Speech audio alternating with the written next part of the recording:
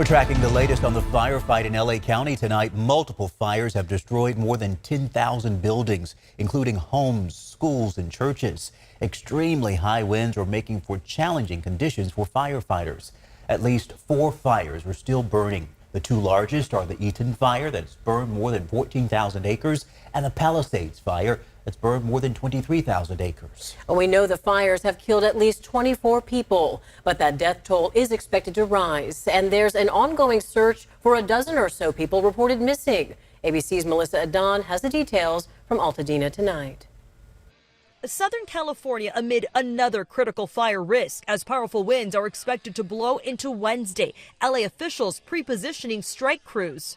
LAFD has staffed all available resources, strategically placing fire patrols and engines in the unimpacted high fire risk areas in the city. Firefighters gaining ground on the Eaton fire, which has not grown over the last 2 days. But a new brush fire erupting overnight in Ventura County, about 55 miles from Los Angeles. Firefighters successfully getting it under control. Search and rescue teams going house to house in Malibu, sifting through ashes, searching for human remains. Officials say the Palisades fire has stopped growing. Crews continue to reinforce the lines, build contingencies. If there's a need for them, we will be prepared. Families sharing their harrowing tales of survival. The Salser couple telling KABC they used their garden hoses to fight back the flames in their Pacific Palisades community, able to save their home. But her husband hospitalized, suffering burn injuries to his arms and legs. I used the hose to control the ground fire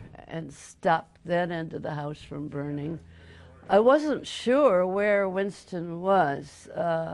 Couldn't contact him, but it turned out he was at the south end of the house doing the same thing, using a hose to keep the flames from touching the house.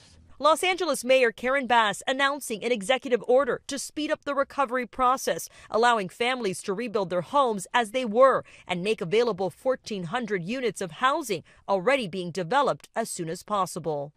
FEMA today opening up 2 disaster recovery centers, one in Pasadena and another in West Los Angeles. And already they've received more than 40,000 applications, showing how dire the need is. Melissa Adon, ABC News, Altadena. This comes as firefighters prepare for another big wind event picking up tonight. Yeah, the National Weather Service has issued their top critical fire weather warning starting early tomorrow. So let's get over to Chief Meteorologist Monica Woods for a closer look at what to expect. We've got that red flag warning already in effect. Now, that's been in effect since early today. It continues through Wednesday, and a small slice of this area will continue through Thursday. But let's focus on the particularly dangerous situation. Now, this is really going to elevate things once we get into early tomorrow morning through the early part of our Wednesday. But it's just in a fine-tuned area just north of Santa Clarita along I-5, and then right here south of Santa Clarita over towards Oxnard and north of Los Angeles. Also to note, it's north of the perimeter for both the Palisades and the Eaton fire. What this means is we've got critically dry fuel as well as the gusty winds, which will be really laser focused in that area.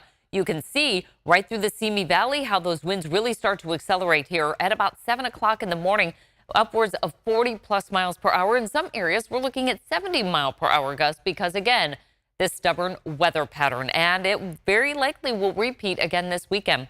Calm conditions for tonight in our local area with lows dropping into the 30s. We're going to continue to track patchy frost, some burn restrictions locally. We're going to look at that air quality and the dry stretch ahead.